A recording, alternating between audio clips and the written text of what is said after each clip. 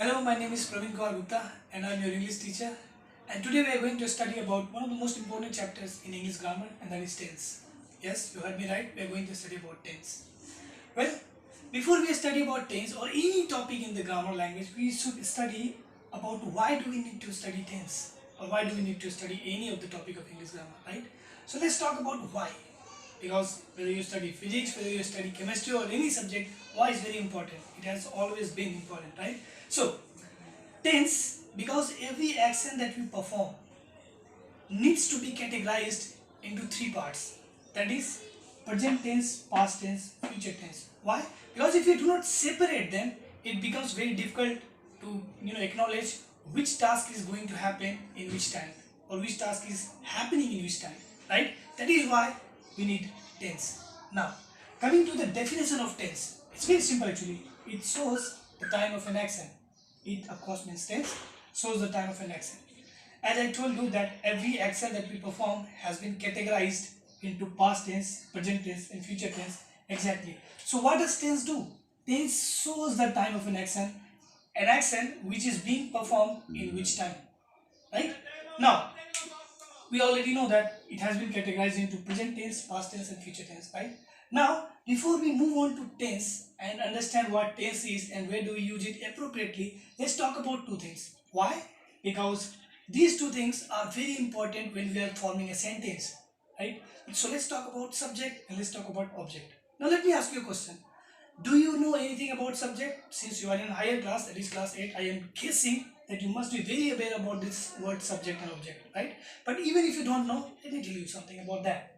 Subject in a sentence is that person or thing or an object which performs the task. Simply speaking, subject is a hero of the sentence. The whole sentence revolves around him or her or it. Let me show you an example. For example, my father goes to market every day. This is the sentence here, right? My father goes to market every day. Now, who goes to market every day? This is the question, right? If you want to know the subject of a sentence, ask with who or what, and you will get the answer. Whatever the answer you get is the subject, right? For example, my father goes to market every day. Who goes to market every day? My father. So this is subject, right? Now let's talk about object. What is object? Every action that a subject perform, it result on the object. For example, let's say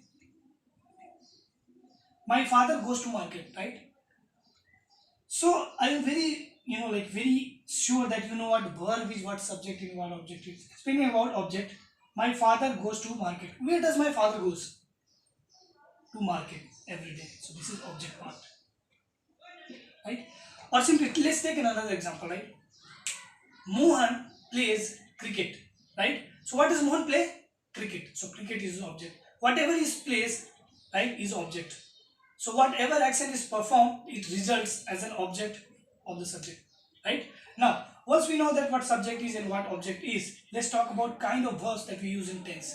See, we are going to study about present tense, past tense and future tense, and present tense has been categorized into four parts. Similarly, past has also been categorized into four parts, and similar way future has also been categorized into four parts. Now, there are kind of verb and each verb has been used separately in a tense. V1, V2, V3, V4, V4, V5. Now some student ask me, sir, do we need to memorize it?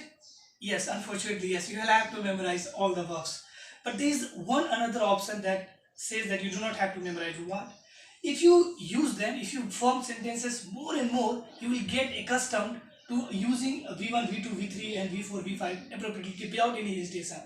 Although there are some verbs which take times to get used to. Otherwise, all the, like for example, eat, sleep, walk, these are very simple verbs, and like the verb form of this subject or object or verb is very easy actually, right?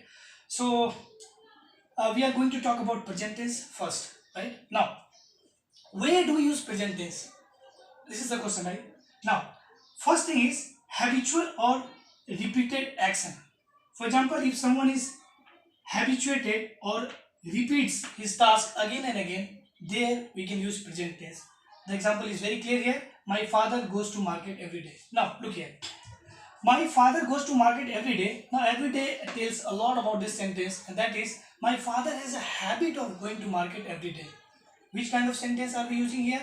Present tense. Now, possession. Possession sense also comes out from present tense. For example, this book belongs to me. Now, before I start explaining to you present tense, we should also concentrate that V1 and V5 are used in present tense. For example, see, goes here is V5, belongs here is V5, right? Now, future time. It sounds very weird, but truth is future time can also be made or it can also be shown through present tense. Let me give you an example, a very good example, and you will find this example a lot of times in newspaper, especially in newspaper or in news channels. For example, the PM arrives tomorrow. See, the PM arrives tomorrow. Or most appropriately, there is a notice which comes out and you study on your website, a school website that says the school opens tomorrow. Even though the sense is future.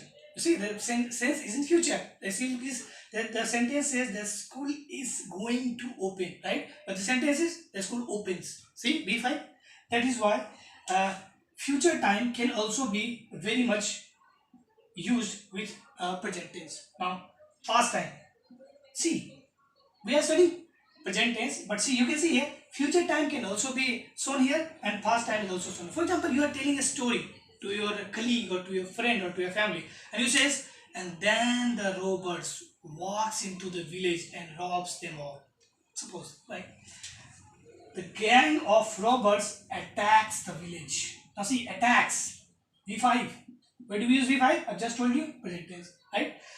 Even though the sentence is in past, the theme or the meaning of the sentence is in past, but what kind of tense we are using it to describe it?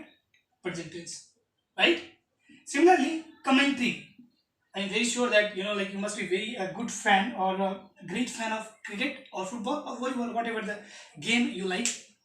You must have heard commentary. I'm very much sure about that. You must have heard commentary. And commentary is, if you have paid attention, they will say that Virat Kohli hits six, or the fielder goes for a ball, right? Like this. So commentary is also presented in present tense. And the last one is here and there sense. Here and there sense. For example, there is a sentence, here comes our king, right? Or there goes the ball, right? So in case of here and there, we can also use present tense, right? So this is like a picture, a very small picture of present tense. We will talk about that present tense in a very detailed manner, but for now this is all we have. And if you want to contact me or if you want to know about me, the details is below it. And that's it. Thank you. If you like the video, you will put a like button. Thank you.